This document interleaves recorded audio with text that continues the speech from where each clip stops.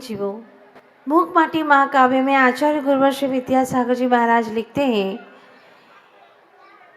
पद दो पथ दो पाथे भी दो माँ।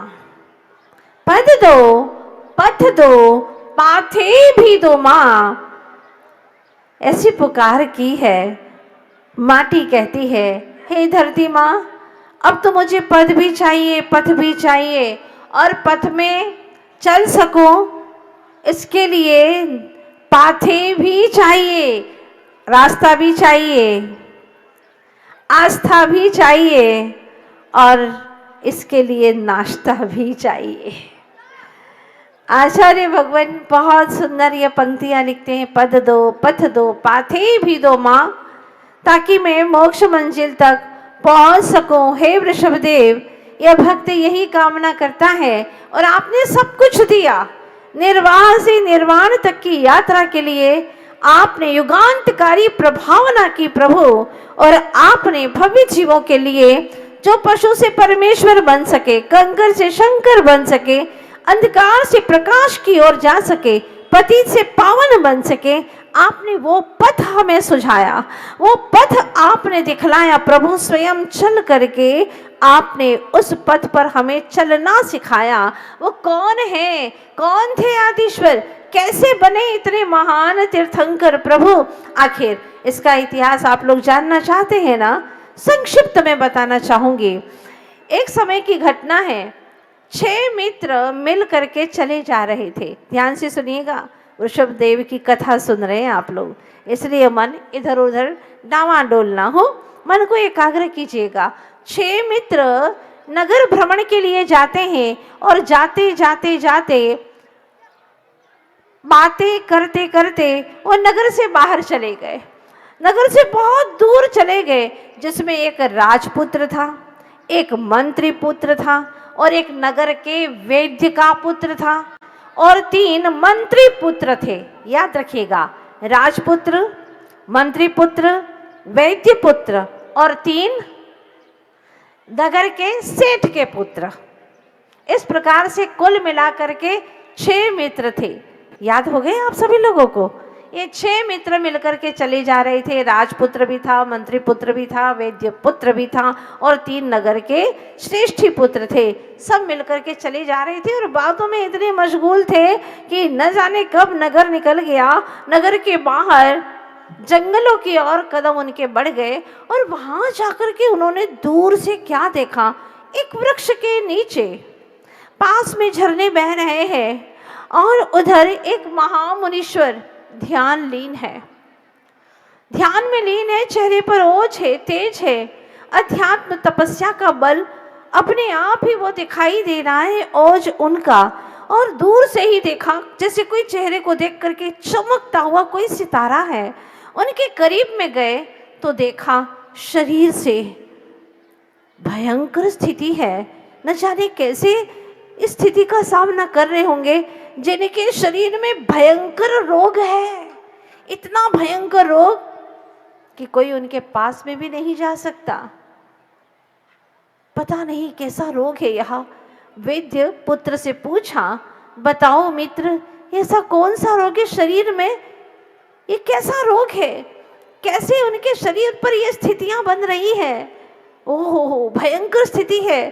ऐसा लग रहा है कि शरीर में कई स्थानों पर कीड़े पड़ गए हैं, और ऐसी स्थिति में भी उनके चेहरे पर कितना आनंद का संवेदन झलक रहा है। चेहरे पर कोई शिकन नहीं। तुम्हें तो एक मच्छर काट जाए तो तुम तिलमिला उठते हो, थोड़ी सी वेदना हो तो चेहरा बदल जाता है। लेकिन मुनिराज वाह, अपने आप में स्वरूप में लीन है। यहाँ पर आचार्य गुरुवर श्री विद्यासागर जी महाराज मूक माटी महाकाव्य में बहुत अच्छी बात लिखते हैं कि वेतन वाले वतन की ओर कम ध्यान दे पाते हैं। वेतन वाले वतन की ओर कम ध्यान दे पाते हैं, और चेतन वाले तन की ओर कब ध्यान दे पाते हैं? बहुत सुंदर बात कही है। वेतन वाले वतन की ओर कम ध्यान दे पाते हैं, जो कि हम देख ही रहे हैं आज की इन परिस्थितियों में, कि वेतन वाले वतन की ओर कम ध्यान दे पाते हैं, और चेतन वाले तन की ओर कब ध्यान दे पाते हैं। इसीलिए राजा का मरण होता है वह रण में प्रजा का रक्षण करते हुए, किंतु महाराजा का समाधि मरण होता है धर्म ध्वजा का रक्षण करते हुए। जिस धर्म ध्वजा की छांव में सानंद सुखमय सारी धरती जीवित है आज, धन्य है चेतन वाले तन की ओर कब ध्यान दे पाते हैं, और वेतन वाले वतन की ओर तो कम ही ध्यान दे पाते हैं। बहुत सुंदर पंक्तियां लिखी मूक बाटी महाकाव्य में। वो चेतन वाले हैं, वो तन की ओर कब ध्यान देंगे। जो हो रहा है हो रहा है, चेतन का परिणमन मुझ में है, मैं चेतन आत्मा हूँ, और तन का परिणमन जो हो रहा है वो परद्रव्य पर पदार्थ है, उसका कर्ता धर्ता मैं नहीं हूँ। इस तरह से भेद ज्ञान के बल पर शांत बना हो वह मुनि मना अपने आप में लीन है। इन छहों मित्रों ने देखा, उनकी चेहरे की आकृति को देखा, कोई शिकन नहीं, कोई वेदना झलक नहीं रही है, कहीं से पीड़ा नहीं झलक रही है। ओहो धन्य है। तब राजपुत्र ने कहा, मित्र वेद्यपुत्र से कहा, तुम्हें तो बहुत कुछ अनुभव है, पीढ़ी दर पीढ़ी से तुम्हारे यहाँ पर यही ज्ञान चला आ रहा है, कहो ना ये मुनीश्वर को कौन सी ऐसी पीड़ा है और इस पीड़ा को दूर करने के लिए क्या करना चाहिए। तब वेद्यपुत्र ने तनिक सोच करके कहा, मित्र पीड़ा तो भारी है, बहुत भारी पीड़ा है मुनिराज के शरीर में, लेकिन धन्य ये आत्म और अध्यात्म बल के माध्यम से शांत बना होकर के बैठे हैं। तो क्या करें बताओ ना। अब सब भूल गए मित्र, कहाँ जाना था, क्या करना था, सब भूल गए, और सब लोग संकल्प ले लेते हैं जब तक मुनिराज का रोग नहीं मिटेगा तब तक हम अन्न जल को ग्रहण नहीं करेंगे।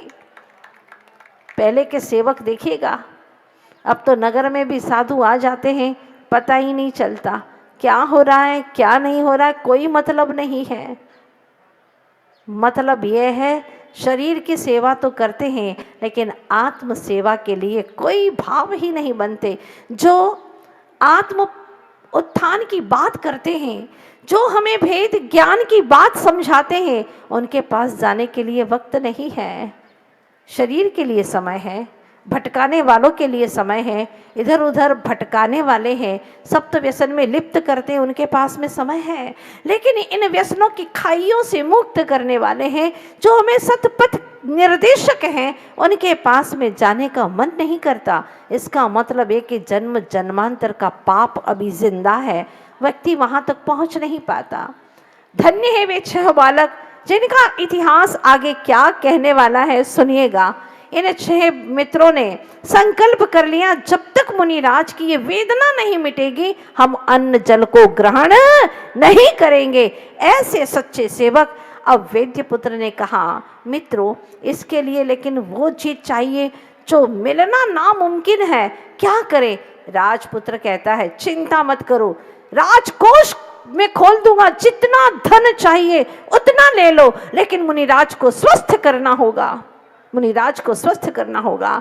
इसके लिए राजकोष खाली हो जाए मुझे कोई चिंता नहीं, क्योंकि न धर्मो धार्मिक ही बिना, अगर धार्मिक ही नहीं रहेगा तो धर्म कैसे जीवित रहेगा।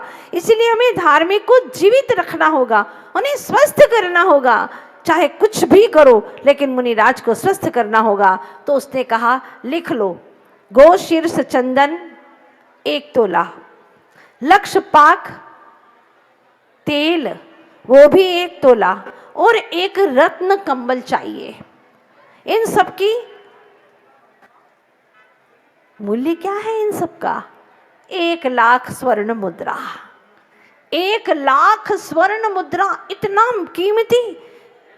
कोई बात नहीं, राजपुत्र कहता, मैं हो ना तो चिंता किस बात की है, जाओ ढूंढ करके लाओ।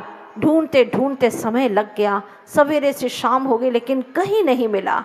आखिरकार हार कर नगर के बाहर एक दुकान पर पहुंचे, बहुत पुरानी दुकान थी, और वहां पर एक दादाजी बैठे हुए थे। उनसे पूछा, आपकी दुकान पर यह मिल सकता है क्या? उन्होंने चश्मा ऊंचा किया और देखा, तुम हो कौन, इतनी महंगी चीज तुम खरीद सकते हो, किसके लिए चाहिए, क्यों चाहिए? सारी बातें पूछी। उन्होंने कहा ये सब जवाब हम दे देंगे, आप फिलहाल तो आपके पास में है या नहीं? बोले है मेरे पास में, मैं दूंगा, लेकिन बताओ किसके लिए चाहिए?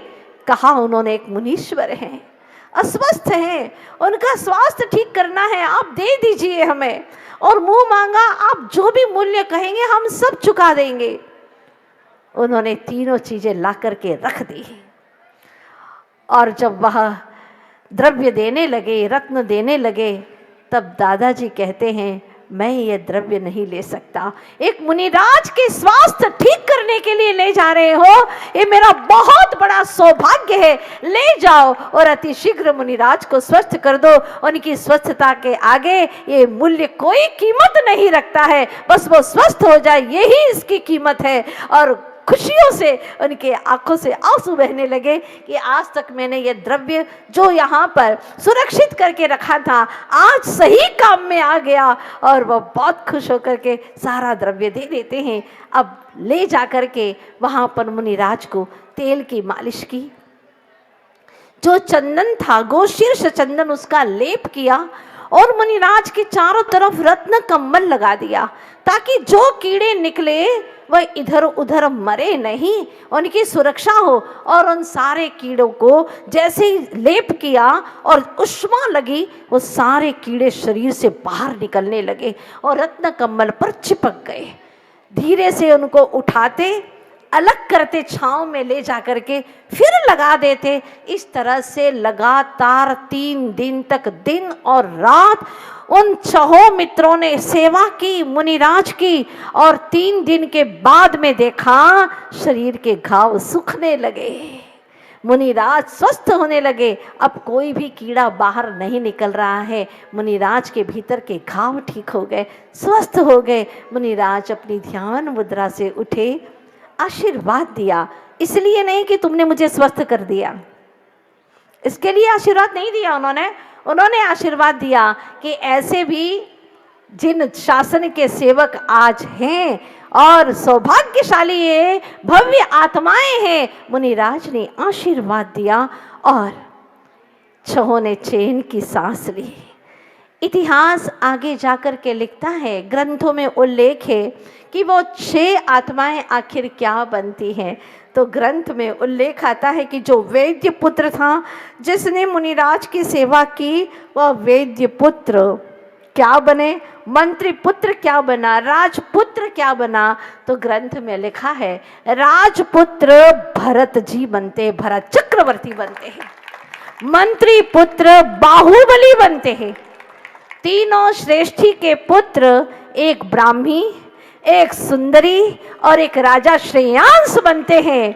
और अंत में बचे वैद्य पुत्र जिन्होंने तीनों युगों से मुनिराज की सेवा की थी, वहाँ से च्युत होकर के अगले समयों में, आगे के समय में वह धीरे धीरे जाकर के वृषभदेव भगवान बनते हैं।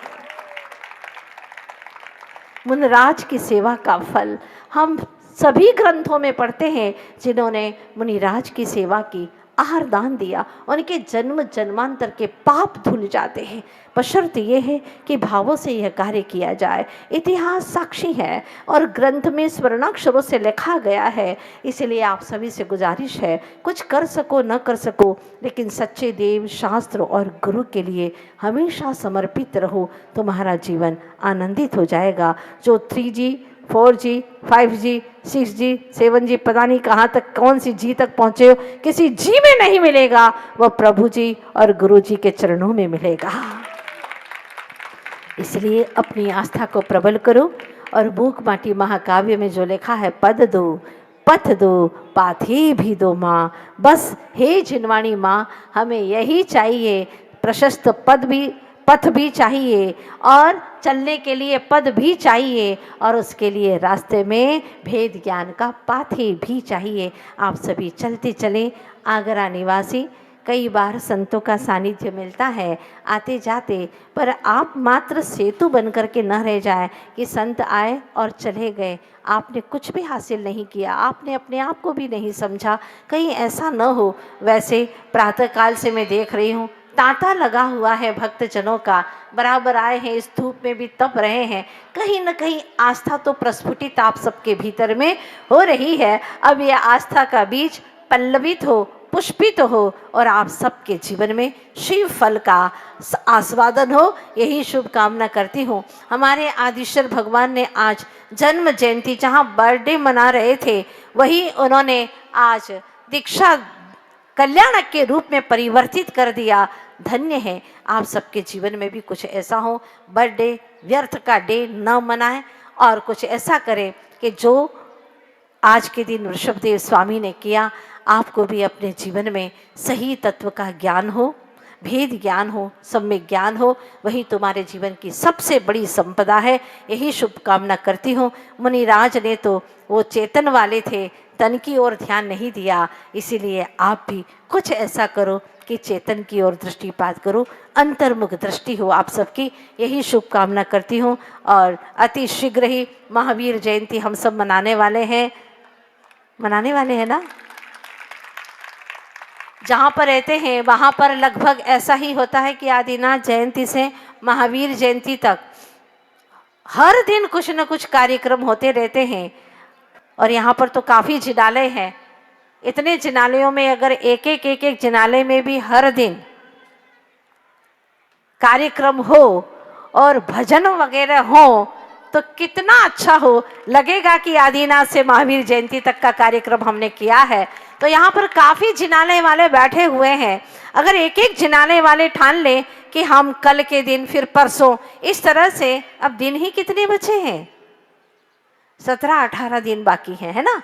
तो हर मंदिर में या दो मंदिर में मिल करके भी अगर एक एक दिन आप वहाँ पर, क्या बोलते हैं बुंदेलखंड में तो बुलौआ बोलते हैं, भजन वगैरह का, हाँ, संध्या के दिन समय पर काम करते हैं, यह भजन आदि गाते हैं। अगर आपके यहाँ पर भी ऐसा होता हो तो कितना अच्छा। अध्यक्ष जी, करो कुछ ऐसा कार्य जिसमें होता है, हर मंदिरों में होता है। आज से शुरू हो गया, बहुत अच्छी बात है। और जोर शोर से करिएगा, बहुत आनंद के साथ में करिएगा। और यह कार्यक्रम आदिनाथ जयंती से महावीर जयंती तक के कार्यक्रम बहुत आनंद के साथ में करिए, क्योंकि अगर आप उत्साह मनाएंगे तो निश्चित रूप से भीतर का भी उत्सव होता रहेगा और एक दिन तुम्हारे जीवन में भी पंच कल्याणक तुम्हारे खुद के हो जाएंगे। ये निश्चित बात है। आप सभी के पंच कल्याणक हो, यही शुभकामना करती हूँ। बोलिए आदिनाथ भगवान की, भगवान के जन्म तप कल्याणक महोत्सव की। आचार्य गुरुवर श्री विद्यासागर जी महाराज की, आचार्य श्री समय सागर जी महाराज की।